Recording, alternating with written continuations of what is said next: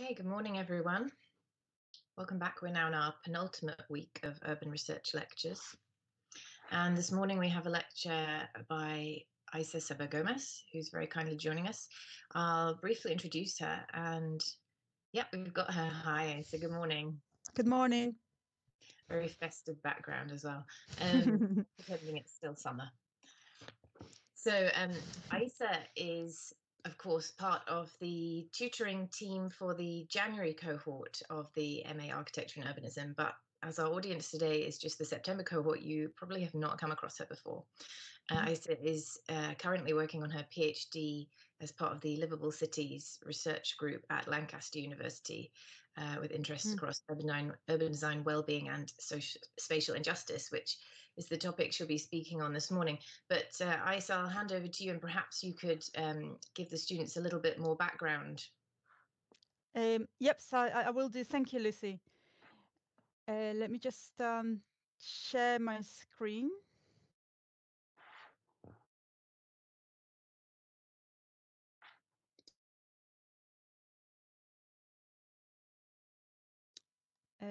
Can everyone see that?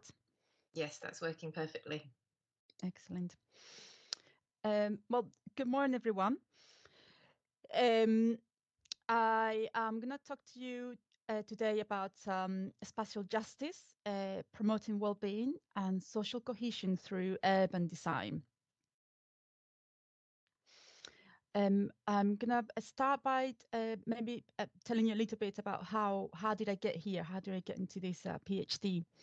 Then we're going to look at how I found my research gap and look at some of the topics I'm looking at, well-being, spatial injustice, and neighborhood effects.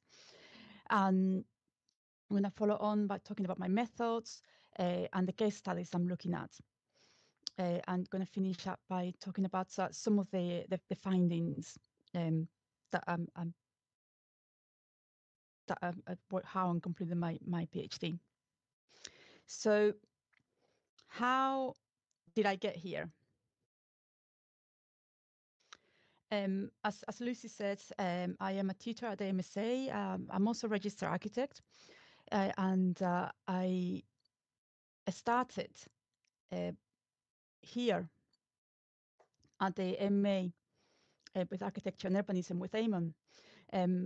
After I finished my my MA, or just before I finished, sometime in the end of August, I was offered some funding to continue my master's research into a PhD with the Livable Cities project. And the Livable Cities had a vision. The idea was to transform the engineering of cities in order to deliver a global and societal well-being within the context of low carbon living and resource security through developing realistic, radical engineering. So it really looking at data to find a concept for an alternative future.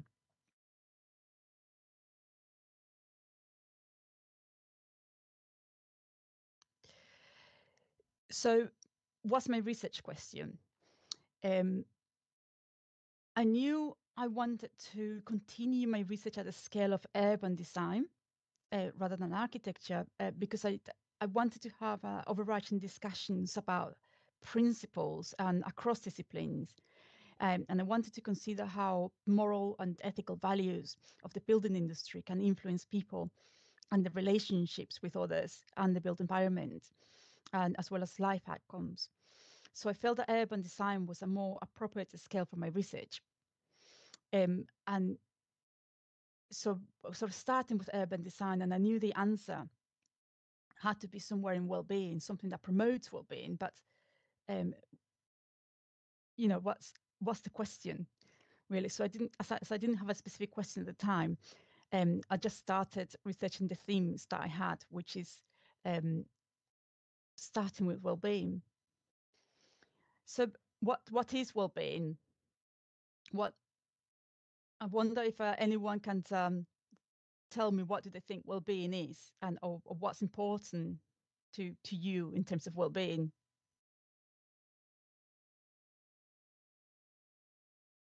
No. Well, it really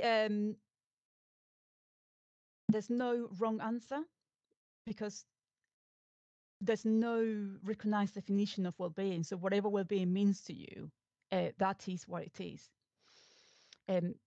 But what research has found is that it's generally understood as a positive state. I think everyone can relate to that. That is something good, that it feels good, and it's related as well to a high level of satisfaction with one's life. So the next question is, what kind of things are important to you to get to this high level of life satisfaction? Some people might say health. Some people might say, well, I need financial security, or friends, or my career, or communities, or it has some other values. So there are lots of different ways and lots of different aspects to well-being that matter to different people. But even though people have different views, well-being can usually be attained through positive emotional experiences, fulfillment of personal goals, and constructive social functioning. And what I found through my research that is really key is that well-being is considered a dynamic rather than a static concept. And that means that it relies on life experiences. So it basically changes across your lifetime, but also day to day. It depends on different, maybe social circles or different cultures. And most of all, depends on life experiences. So knowing a little bit now about how do we define well-being, the next question is, how do we measure well-being? What are the key indicators?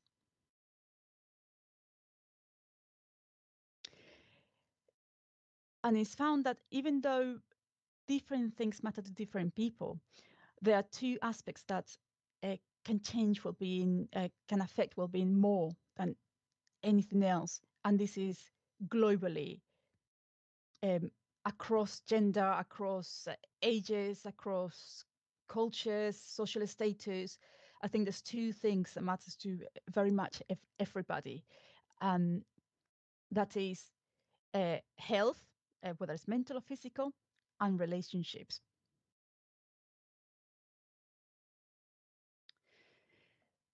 So how do we know that relationships are so important for well-being? There was a study called from 1938 called the Adult Development Study by Dr. Arley, who was the director of hygiene at Harvard University at the time.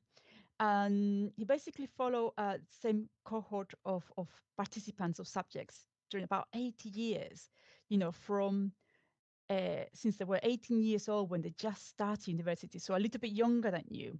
And he followed them for 80 years to see at the end of their life who had a happy life. And they noted everything that they did. Did they finish their degree? Did they have friends? Did they buy a car? Did they get married, find a job, or they didn't? What happened through their life and what didn't happen? And at every stage, they would asking them, well, how did you feel? What's your well-being? So noting everything that happened, how is that related to their emotional state? And what they found, some of the usual factors in terms of what promotes well-being and healthy aging. So, limiting alcohol, getting enough exercise, maintaining a healthy weight, having a good marriage, education, being resilient. All of those things matter for well-being. But what they found is that the most powerful influence to a rewarding life is the simplest, basically, is warm, intimate relationships as the most important prologue to good life.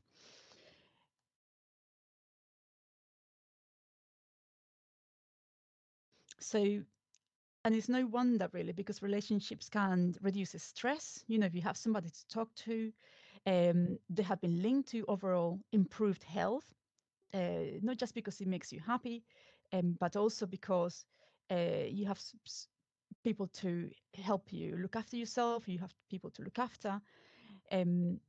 People with healthy relationships have 50% greater likelihoods of survival when they have a life-threatening situation.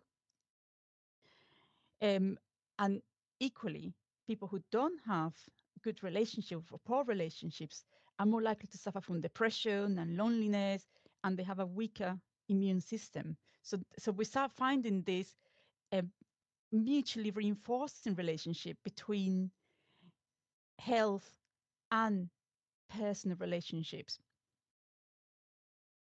So, where is the link with urban design? How can we foster relationships in urban design? And I'm going to give you an example that it's going to take us to Cuba just for a few minutes. So this is Havana.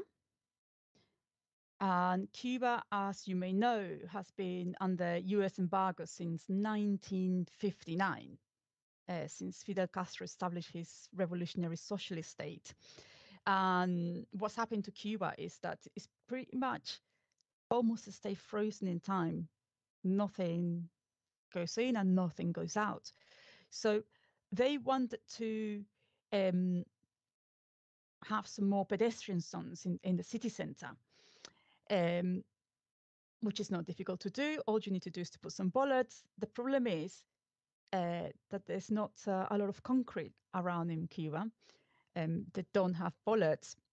But what they did have was a surplus of Spanish canyons from the colonial days.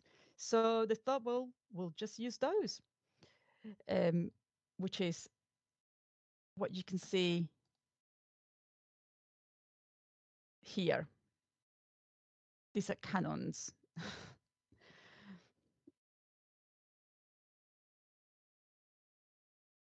So they did those. They put them. Yes, they closed the streets. They had a better environment. They don't have cars in the city center, in some of the streets. But then something odd started happening. Oh, sorry. It appeared that these cannons were just the right height to kind of lean over and rest. This man here has his leg on here as well in the axis. And so people started having a chat. They started gather around these items of engineering. So, this idea of fostering relationship started to happen by accident. People stop, they have a chat, they have casual contact, they might smile at each other, they, you can ask for the time, and that sort of thing. So these casual networks starts building. And this is what we called humanizing engineering. This is not just to stop the cars passing through, but it's also to create a more cohesive neighborhood.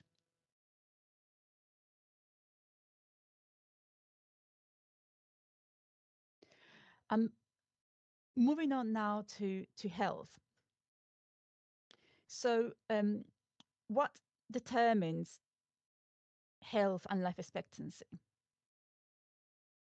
If we think about this graph here is the proportional distribution of causes for premature death. So why do people die younger than they should have?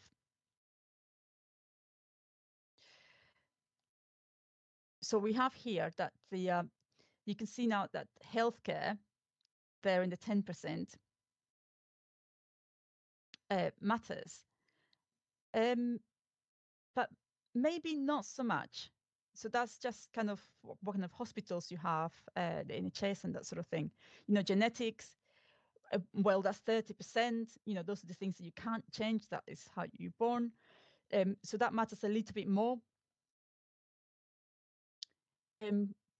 But what research has found is that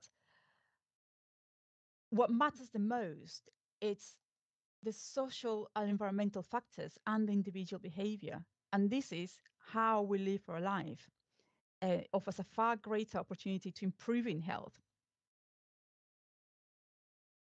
So 60% is down to how we live.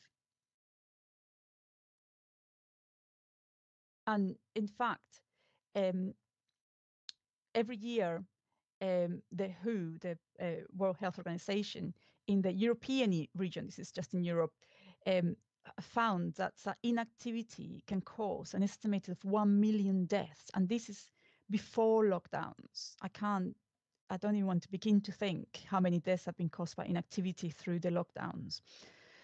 So we can find that physical activity should be embedded in our daily life. It's not enough to have just a gym membership. I mean, that is quite a exclusive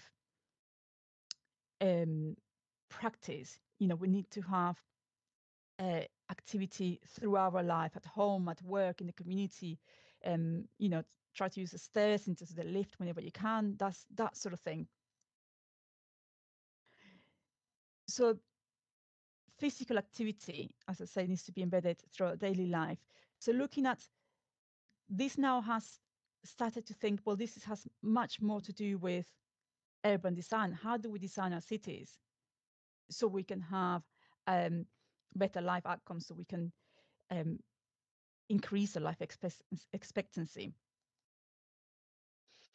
So then I started looking at policy, and I found that, you know, although the average well-being scores were being improved in the UK, inequality of well-being had also increased, and that is certain sectors of society were improving the life at a very good rate, whereas there were others who were actually decreasing their well-being.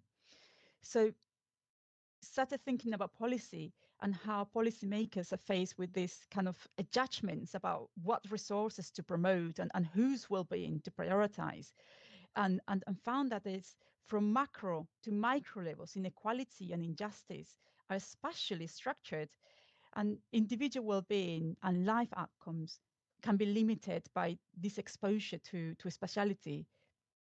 Thus, urban form can perform a very critical role in our efforts to promote well-being, and this is where I found my gap. So, you know, when I looked at the articles in urban design and well-being, I found that there was a lot of interest on health and city infrastructure and sort of promoting bicycle lanes and this sort of thing, but there was a gap in the knowledge around the distribution of well-being and how this has affected cohesion, and especially in multicultural societies. So I found that the gap in my research was this: there's a spatial injustice, and this is what my thesis is about.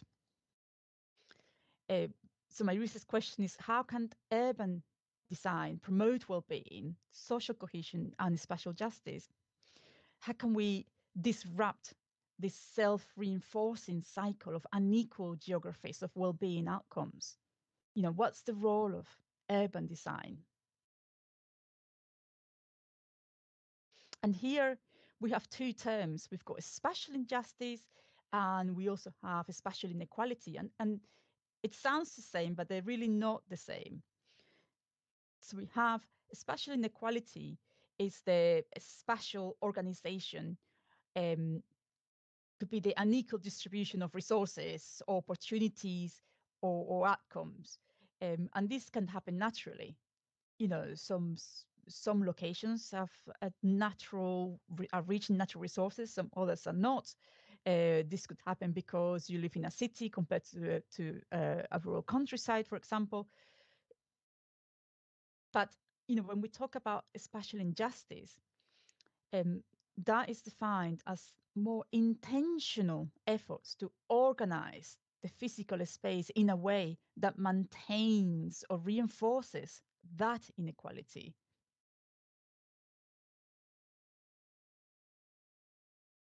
And looking at spatial inequality, there's government reports that are, 15 years old, that already understand that living in a deprived area adversely affects individual life's chances over and above the personal circumstances. So it's not that the government doesn't know this. So this is when the spatial injustice comes along, because they're probably not doing enough to lessen this inequality. And in social sciences, there is a concept called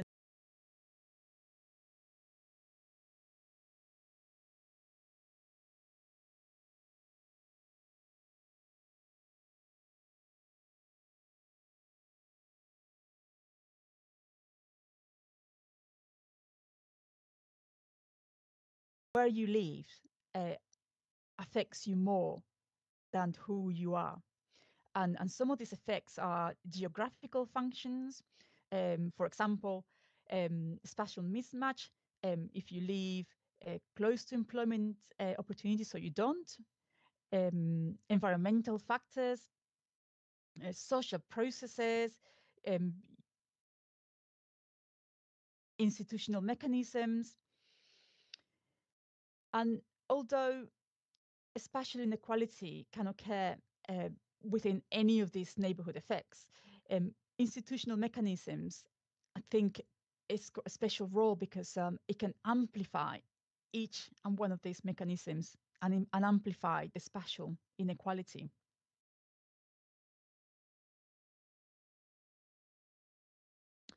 If you have any questions or do you want to make any comments, please do so. You may have to speak because I can't see the comment box. Or Lucy, if you see any questions, please let me know.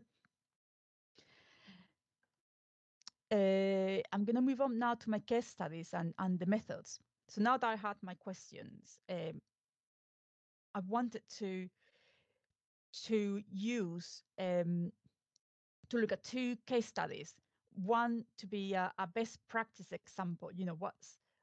What is the best that we're doing worldwide, and how can we apply that to a case study here in the UK, in Manchester, where we have a lot of diversity.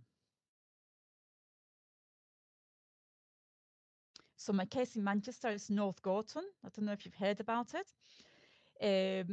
Gorton was a very prominent place back in the 19th century. It was at the forefront of the steam engine innovation at the turn of the century, and it really has failed to recover from that, for the decline of heavy industry. In 1954, it was they had the Bayer and Peacock global steam locomotive, which produced some of the most innovative railway locomotive in the world, and they were shipped everywhere, to America, to India. These really were the best trains you could get in the world. I mean, they've even made the first underground trains for London. So Gorton has a lot of you can see in the urban grain, there's a lot of sort of leftover from this heavy industry. So there's lots of sort of big pockets full of sort of dense packed terraces. And then after that, there've been several master plans. Maybe in the 80s, it was more about zoning, and these sort of destroyed the traditional Victorian grids, and brought sort of really big highways through Gorton that started splitting the town. It's a really fragmented urban grid. At the moment, Gorton is earmarked as a key growth area because it's very close to the city centre, and it's under the Manchester Strategy Plan. There's a new focus on well-being to prevent low health outcomes. And I think what really found striking about Gorton was that despite having an average proportion of people, a higher than average proportion of people that are under 24 years old, 31% of the residents find day-to-day activities that are limited due to health issues. And this is the kind of data that you find when a place is it's got maybe more retirees, maybe people over 60, over 70s. They maybe not move so much about, but really there is so many young people in Gorton. This shouldn't, and very, very young people. This shouldn't be the case. So I was very intrigued of why is this, and it's what's the part that the urban design is playing on this kind of data. And my best case example is in Copenhagen, in Denmark, which in contrast, it has very high levels of well-being and social cohesion. It regularly tops polls for the most livable city in the planet. And my research focuses on the current Integrative Renewal initiative, which is a policy that they have for Copenhagen. And this program focuses on districts that fail to meet the living standards of the city. So these are kind of the really deprived city areas in this city. And this is kind of the policies to how to increase the well-being in these areas. And the purpose is to address site-specific challenges by promoting trust and participation and positive relationship through urban design and public space. So my thesis focuses on some of the effects that spatial injustice in Gorton and how these effects can be mitigated by enhancing the levels of democracy and contact within the public space and also the process of its delivery. So I'm going to tell you a little bit about how I came up with my methods. I think I had the usual methods, site observations, visual surveys. I had some interviews with residents and neighborhood workers and people that know the site intimately. And I think in my head, I had this idea that I was going to do the young girl thing. I was going to sit in an urban space in a park. I wanted to observe people, to take notes, take pictures, and to see how people use the space. But actually, I found that I couldn't because a lot of these spaces are very, very deprived. And actually, there's a lot of drug dealing going on, and I got into all sorts of trouble. When you sit there with your notebook, taking pictures and making notes of all these dealings going on, people they weren't so receptive to that. So I had to change my methods. So safety was one of my limitations. So I went from having been very focused on site observations to actually using my other methods, increasing those, my literature review, my interviews and visual surveys, and see where were the overlaps between those three, and getting my findings through that, and kind of using the site observations to because I still did some, but maybe not, I couldn't do so much as I wanted to.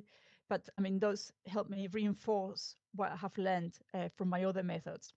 So I went from patterns of behavior that lead to physical infrastructure recommendations with one method to then focusing more on the processes and the strategies of design for policy making. So when I change my methods, I also change or refocus my research question.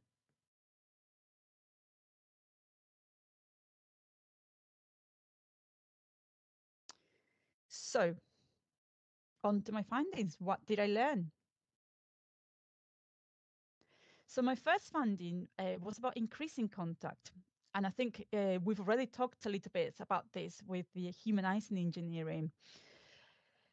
So I found that data collected from the case studies in North Gorton really highlighted the challenges that relate to tolerance and contact between different groups. So some of the initial findings suggested that in social housing areas that had very, very diverse groups from different age range to different backgrounds as well, those ones, they often had very high numbers of complaints and to the housing association, and also a high turnover of residents. People moved in and moved out quite quickly. And also find that in areas of social housing where complaints were generally low, the turnover was also low. There was some regular positive contact between the neighbors. You know, they had barbecues, they got together often, you know, they have meetings in the pub. And at the same time, whenever someone moved in these social housing estates that had this similar social characteristics, what was sad is that these people were precluded from the main group activities. So the people who were didn't sort of fit the established characteristics, they have a high turnover.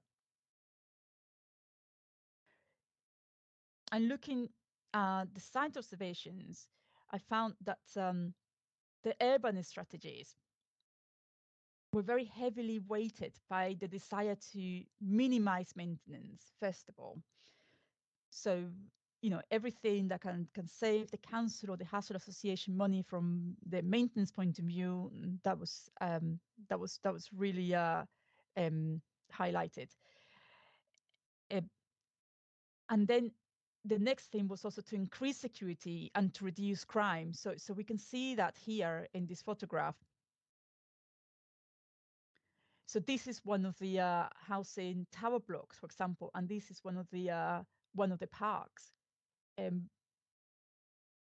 know, this and this kind of a strategy is reducing the contact. It's fragmenting.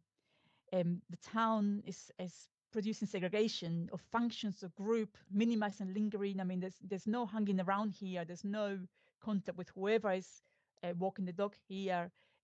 Any chance of meeting anybody who lives in this block, and this was done really for security purposes, but at the same time, and that's important, but that's almost a short-term approach, because you're not dealing with the grassroots of crime. Why is it that people can't get on together? You can't separate people forever. So, you know, I found that the public space always appeared to be quite neutral and programmed, and it was designed for everyone and addressing no one. The spatial design strategy adversely affect the feeling of community, neglected sort of deeper social issues such as low levels of trust, low aspirations, low engagement, fear of otherness, and reducing opportunities for contact, such as as I was saying before, a long-term strategy to reduce anxiety and group threat. And this Methodist church is interesting because quite a few times when I went past there, I always assumed that it was just derelict, that it wasn't in use. And actually, this is actually one of the most used places in Gorton. This is one of the key community areas in Gorton, would you believe it? And you could just see the lights are on. This is not only used as a place of worship, but it's also a community center for homeless people. So on the days that there's no worship, there is a charity that sits there and helps people with education and reading and basic skills with computers, helps them get onto other services. So this is really, really important center. And there's nothing on the design or the visual aspects of this that can tell you that.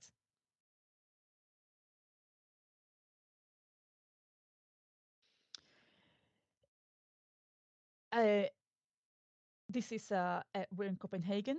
You might have guessed.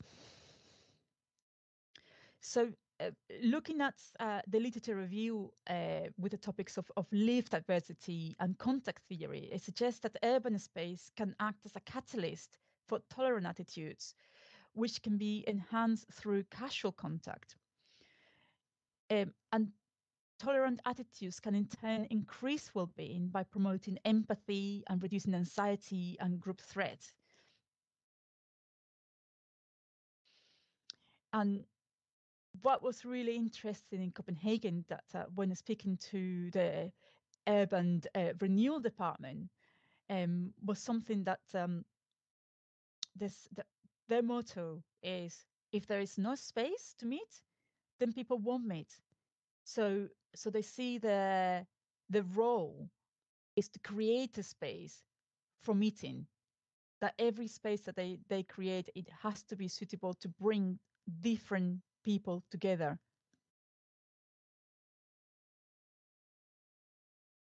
And this is one of those spaces that I was looking at. This is in Nørrebro, which is the most diverse area in Copenhagen. It's also one of the most deprived. This particular one is quite interesting because it's got diversity, sort of age diversity. Sorry. So we got these houses here are old people's homes. Whereas down here you can see very well, but this is a nursery school, and there's also a hospital that is associated with these old people's homes. But there's a park in the middle, and this is what they try to do here is a strategy to promote cohesion and tolerance within groups, because I mean this is creating age-friendly spaces and creating contact across ages is something that is quite important to Copenhagen. They've got an aging population that suffers from loneliness.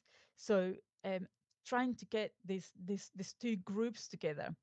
In here, they created a petting zoo that has school visits almost on a weekly basis. And this petting zoo is looked after by the people who lives in the home. So they bring their life skills, the what they know about gardening and animals and looking after nature, and they get an opportunity to share these skills and to pass on these skills to the younger generations, and the younger generations get to give the times to have some contact with the older generations, because and that's quite important, because then there is this connection. They need to understand from a very young age about the life cycles, what happens to you when you grow up. You don't necessarily a child forever. So it's kind of creating that responsibility, that social responsibility for your community.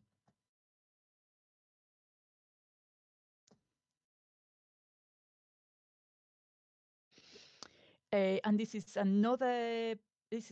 part of that project. It also included a recycling zone here. And it's got this hut here, which is for the community to exchange goods. And this is what this area is quite important as well, because it's an area actually for homeless people. So it's a place where they can just hang out in a safe way. It's a place where they can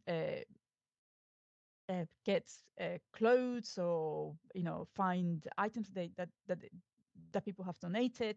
So again, it's trying to overlap the needs of different social groups that wouldn't normally come together otherwise. And this is again Copenhagen, but it's also to show you an example in Copenhagen that hasn't worked so well. This is one of the newest areas in Orestad. Is a new district. Is won a lot of prizes in the architecture magazines. Every star architect that is worth his soul probably has a building here. You can see a couple by BAG. But in terms of the urban space, this in Denmark is considered a failure because the space, as you can see, the public space, there's nobody here. It's all the space is really surrounded by the transport network. So it's the light railway and the cars. There's a shopping center here, but this is not a place to meet. And I think this is one of the lessons that I learned of things of what not to do.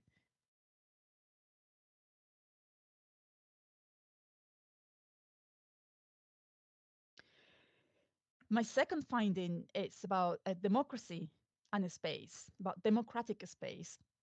And I'm not sure if you heard this term before. I think they use it quite a lot in Denmark, democratic space, and it kind of follows a little bit of this quote by Richard Sennett: "A healthy city can embrace and make productive use of differences of class and ethnicity and lifestyles it contains, whilst a sick city cannot." So this concept of democratic space is where a space is treated as a transformation strategy that allows for concurrent use of diverse groups. So a way to be together without the need of invitation or of full personal participation. And this is one of the as a quote from one of my participants. That's what they would describe it. And so they feel that the urban designers in Copenhagen, they sort of purposely address subgroups that maybe don't fit everyone, but they fit somebody. So instead of creating a large space that everyone is happy with, what they do is to create pockets of individual spaces that somebody would use. And you may have heard of Superkillen, which is this picture that you have here, and it's also in Nørrebro, and it's probably one of the most known examples of this kind of a strategy where there's lots of almost acupuncture strategies in urban design, where each corner is kind of quite individual, quite creative, and so you end up getting lots of different groups, if not doing the same thing, at least doing different things side by side.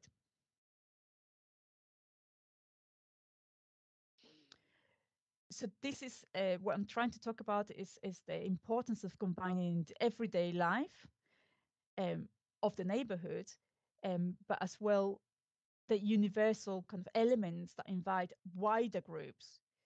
So a public space as an everyday space that is safe, that is freely accessible, and attracts specific but diverse groups.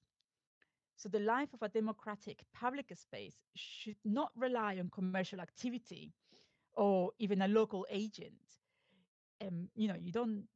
It shouldn't rely on, the corner Costas or Starbucks. Because not everybody can afford to pay £5 for a coffee, but should enable participation across all social groups. Even if that's key store or cafe went away, you want the public space to still work. You don't want it to be reliant on that economy.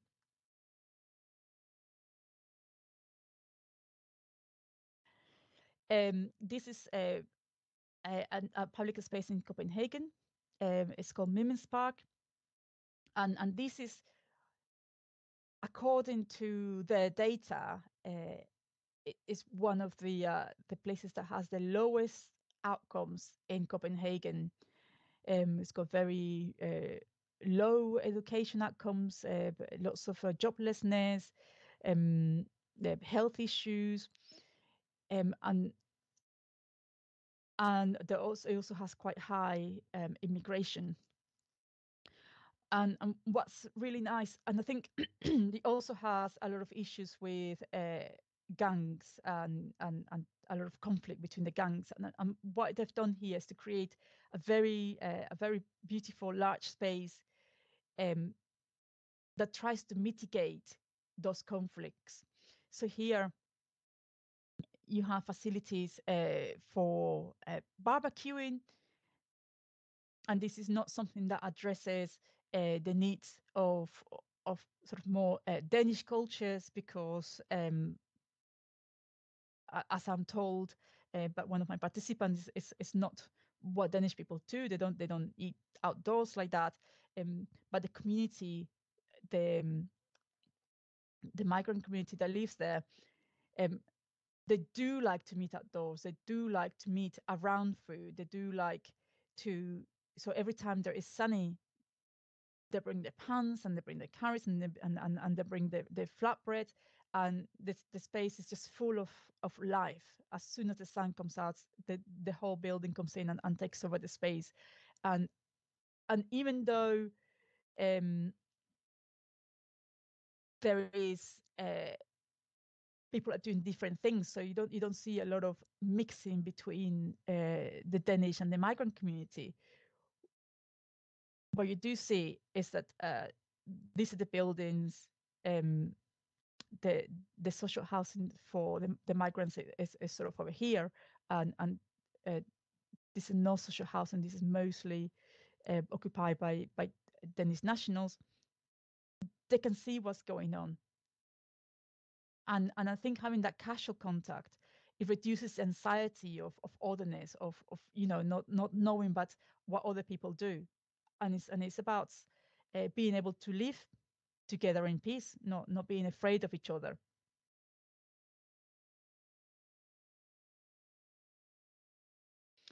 And what's the application in Gorton?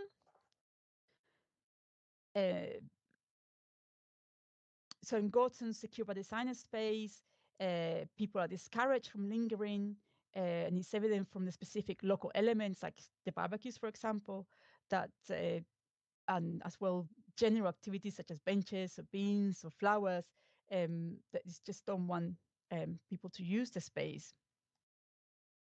And this also what it does is just dejects any kind of positive appropriation and enables incivilities such as fly tipping, and this is just a station approach, and it is just full of rubbish as soon as you get into Gorton. My third and final finding is about public engagement. So in Copenhagen, public engagement is seen as very critical for the success of urban renewal development.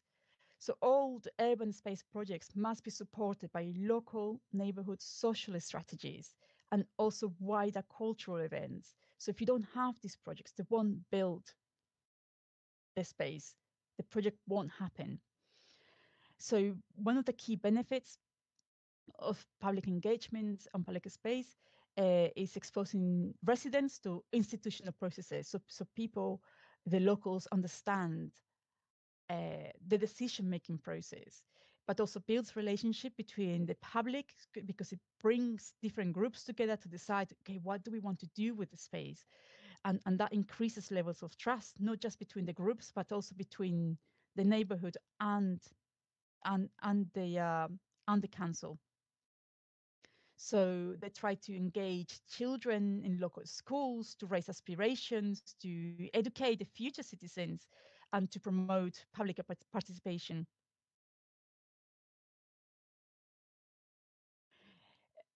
And everybody, all my participants from Copenhagen, they agree that in their experience, this public engagement was really essential for the democratic performance of design.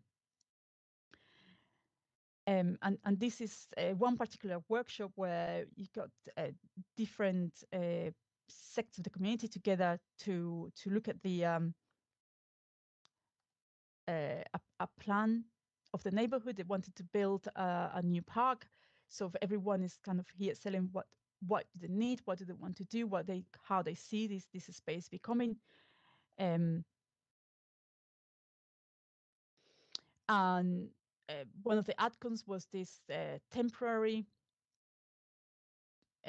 structure, which it was kind of like they wanted somewhere to hang out, somewhere that was covered, they wanted a barbecue.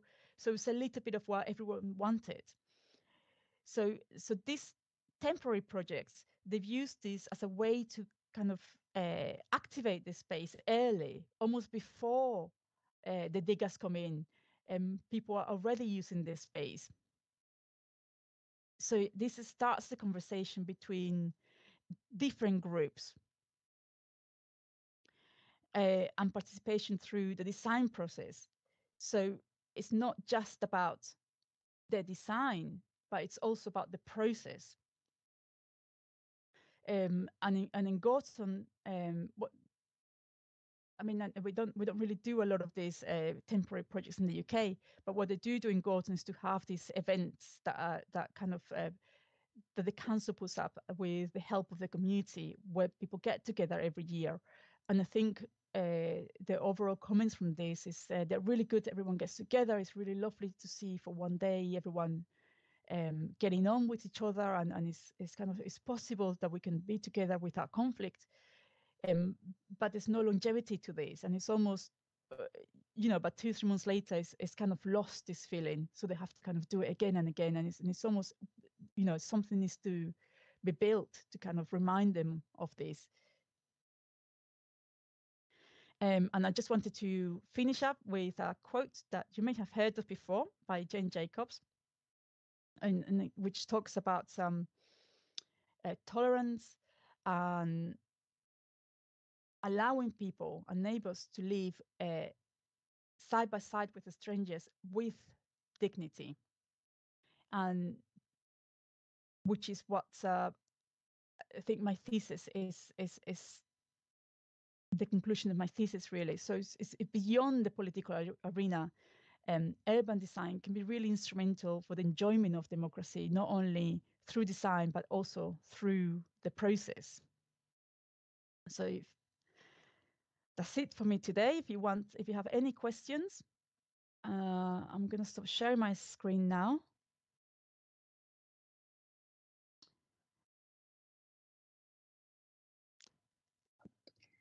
Thanks so much, Isa. Rosanna has posted a question in the chat.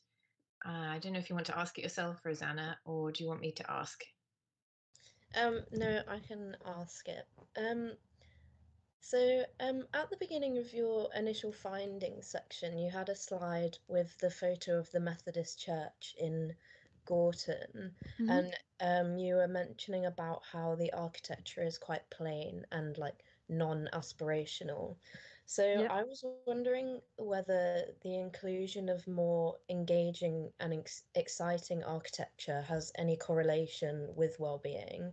I thought about whether this would be in terms of like creating greater aspirations for the local community, or perhaps like having more of a sense of pride about where you're from, and whether there's any sort of evidence of this correlating with improved well-being. Yes, I think so. I think you're right in the money there. I think it's first of all, I think it's aspirations and self-value, and I think a lot of the participants from Gorton, the people who work in these housing associations, and the people who deal with a lot of the complaint, and as well as the people who run a lot of the charities, they always talked about the aspirations are so low. And there's nothing in the town that tells you you can do better, you should finish school, life is better than this. It's almost all you have to look forward to, it's not going to school and see if the council can give you a flat. So I think getting people, giving people the trust to know that the council wants to do things for them, and the council is part of the people. I think there's also a conflict there, that it's always, oh, there's us and them, and thinking, well, actually, no, it is your taxes. The council works for you. You need to have some sort of pride in your neighborhood. You need to want to do this. And like I said, this is actually quite an important place in Gorton, and they've actually raised money now to build a new building for this charity through locals that have made it out of Gorton, and to kind of give that access to more positive experiences. Mm-hmm. So is this something that you have learned through like speaking to the residents, or is there any like statistics about, people from perhaps like bigger cities tend to have greater aspirations?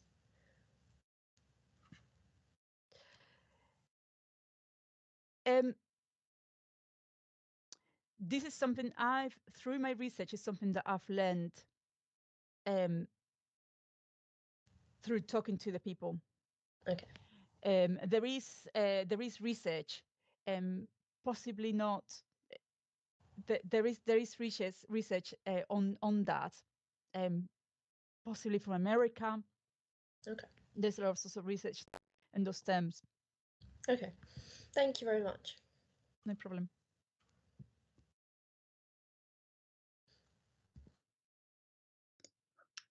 Any more questions for Isa?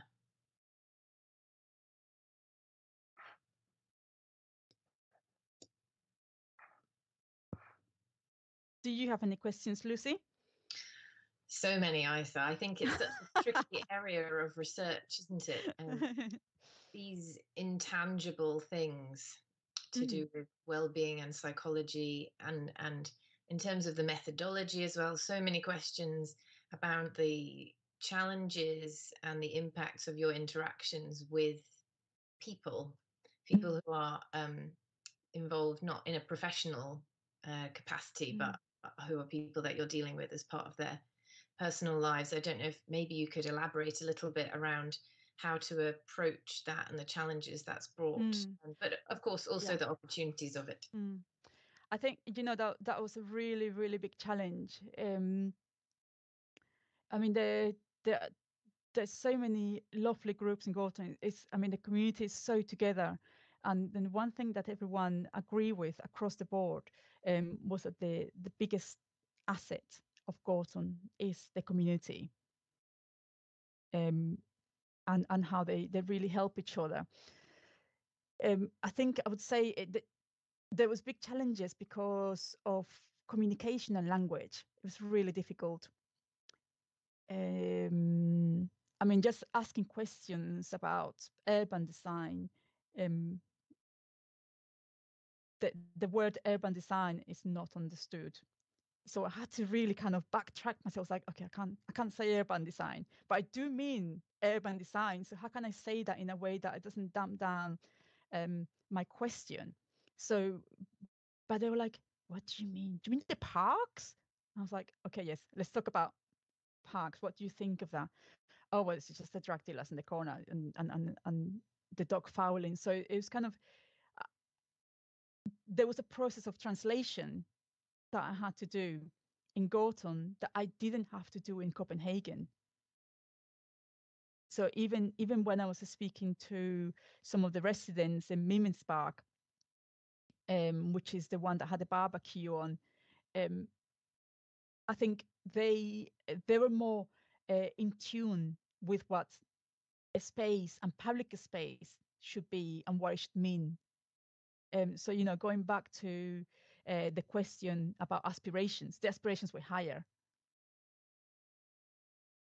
That's so really, really interesting, isn't it? Because I think it's certainly proven time and time again that there are cultural differences between how different nationalities relate to public space and to communal private space as well, which is why you can see different patterns of development among other factors in different countries, as well as responding to climate and things like that. It's a response to people's comfort with like shared communal private space, or the willingness they have to adopt public space and really take some kind of ownership of it, and how it is so different in different cultures and communities.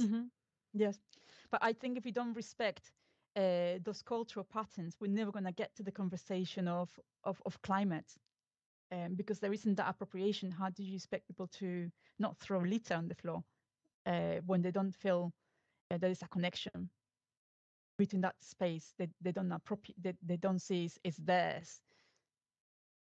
Yeah, very good, very good point. And I was wondering what you think might be next after your PhD. Where do you see the research going? What's the next question that needs to be answered in this area?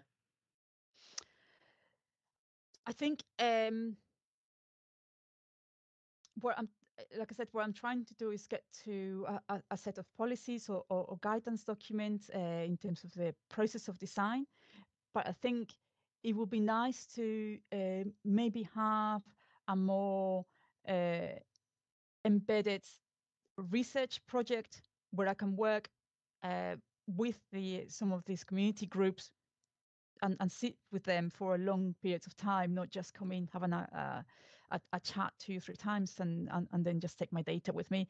And I think really being able to experience how they work and really getting to know them, understanding the language that we need to use, and I think it's a process of learning for us and for me as a researcher as well. So I think that will be interesting, and maybe through that, maybe I'll get to do my site observations that I wanted to do to start with. Yeah, so many challenges for research. Additional challenges in the last 18 months. We have another student with a question. Shinya has a hand up. Do you want to ask your question?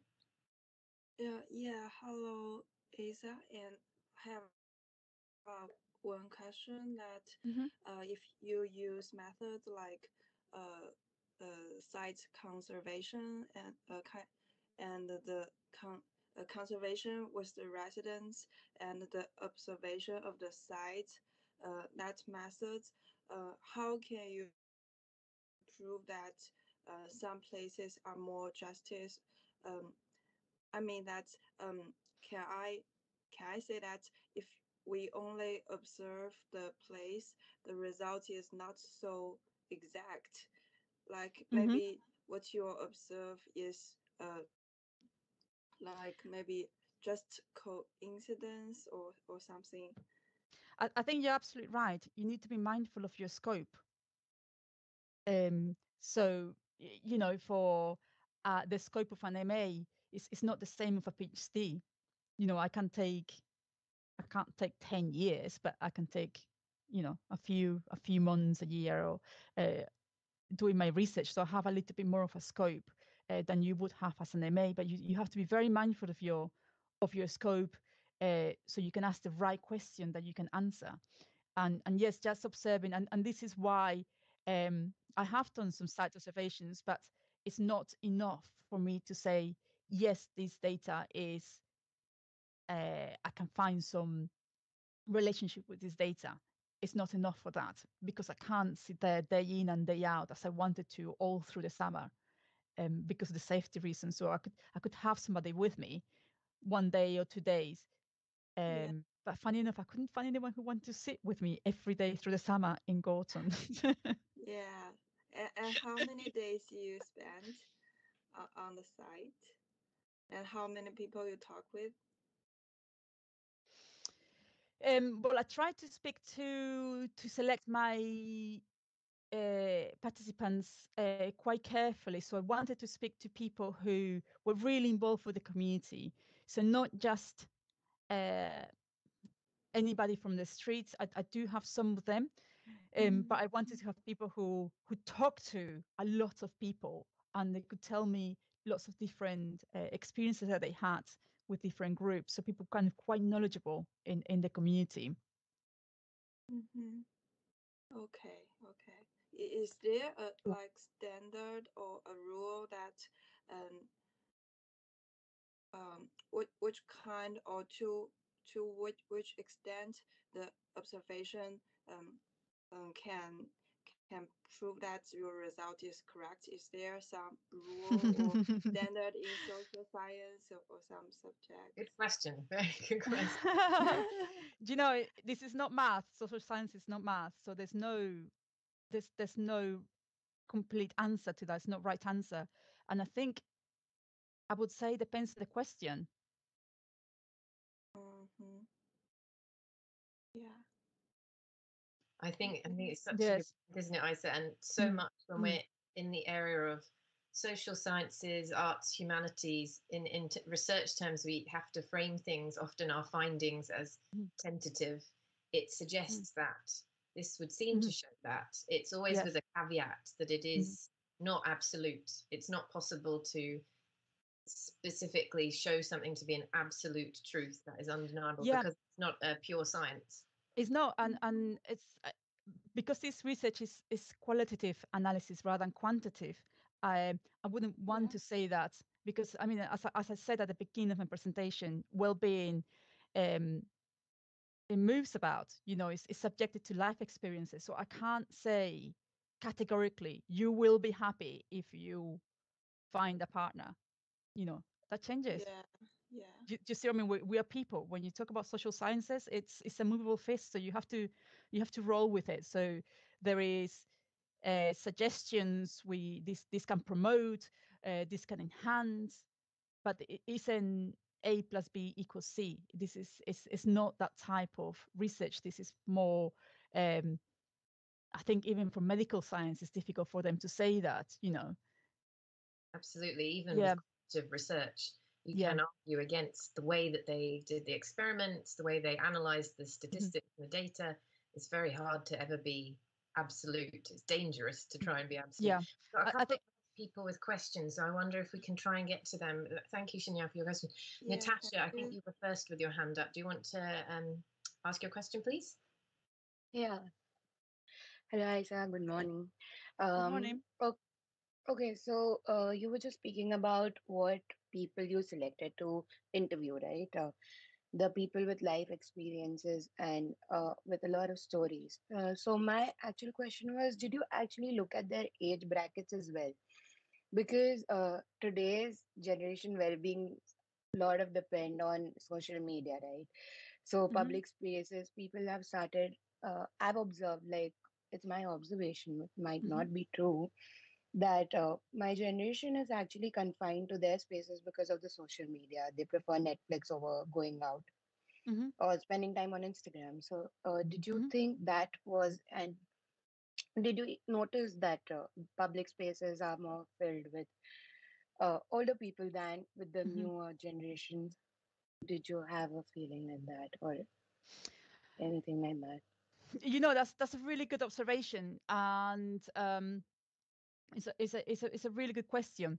I didn't sort of set myself to a specific age bracket because I didn't want to lock myself into a specific group, and then I wouldn't be able to find the right participants, because it really just dependent on you know, when I went to sites, who can I find to speak to me, and as it happens, a lot of the people that I spoke to were over 70s, because it happens that the people who run these charities and the people who are most involved with the community are people who are over 70s and retired. They have the time, they have the willingness, they have the aspirations and the memories of when Gorton was great, and it was the center of the world. They still remember that. So they there's a big group of them in Gorton where they really want to at least leave a legacy of Gorton that is something that the memory of Gorton, how it was when they were young, they want that to live on a little bit. I'd also found that most of the participants were women as well. I'm not sure why the men are not helping out, but it's mostly the women. But in terms of the young people, they were very elusive. There is an age gap. I wasn't allowed to have any participants that were underage, for example. So that was to do with more with ethics and my clearance. So that was that really. But also I'm probably not addressing the social media question as much, because I really want to talk about physical space and the physical public space. And I don't want to find a question where future generations won't need it anymore. I think that would really upset me. Exactly. Okay. Okay, thanks, Natasha, for your question. And we haven't really got much time left, because our second lecture is at 11:30. Actually, it's pushed back a little bit, but we've got one more student with a hand up. Tao, do you want to ask your question and try to make it as concise as you can? Okay. Hello. My question is very simple. So how do you sit down? How do you select a key element like safety, connection, and diversity? It's important to the well-being because some of my understanding, Lucy also pointed out, like the merger or the different age group also is right. So yeah, how do you think about the key facts in your research? How do I select the specific social groups? Is that the question? Key facts. The key facts. Yeah. How do you define which key facts is important to well-being? Okay, so I start with the literature research. So go to the books, go to the library, find what's the latest literature on well-being. I'm happy to send you some references if that's your area of interest. So I mean, when you start looking at it, and it could be as simple as start with Google Scholar. Don't just type in well-being, because it's quite a big theme. But if you're interested, I was interested in well-being and urban design, for example, or to start with the definition of well-being. I wanted to know, what well-being is and how it's defined. And I found that each researcher, depending on their background, had a slightly different definition. So you can start with a Google Scholar search. I would go to the MMU library. They would have quite a lot of resources as well for that. But it's a question of selecting the right sources. Yeah. The key thing is that I really like. I just think something like a key factor we may mix like the key habitat, because different environment, different climate, we have different habitats to how to communicate, how to make a safety neighbor, and how to build a public like park we can. You're not going to find one paper that is going to tell you exactly what you want to know. I think it's a question of finding the themes around your question. If you're talking about habitats, understand what habitats you're talking about. If you're talking about when I'm looking at extreme climate conditions, for example. So I'm going to look at monsoon weather, I'm going to look at deserts, and I'm going to look at I don't know, extreme cold. So that's my 3 habitats. So looking at different definitions of that. So you need to slowly define your themes. But there isn't, if you're trying to find one key book or one answer that defines your specific question, it's very, very difficult. You see what I mean? Yes. So the reason there won't be one source. I mean, and if you do find one person that has written that paper that answers your question specifically what you want, I think you've missed the point, because that's already been written. You know, so you're going to have to think of a different question. Yeah.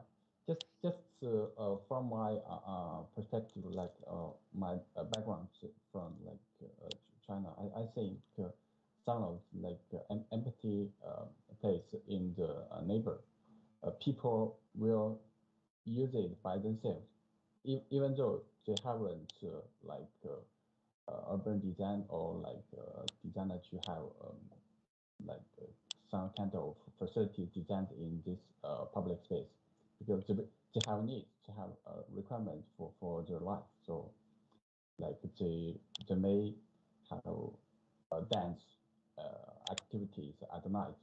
Yeah, almost the most of like females will like those activities at night in this public space, because they need this.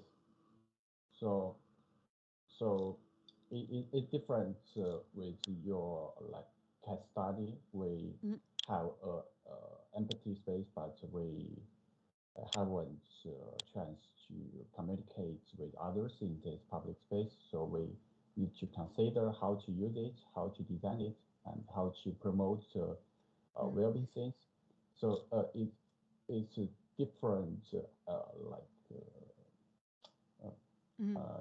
habitat or culture. I think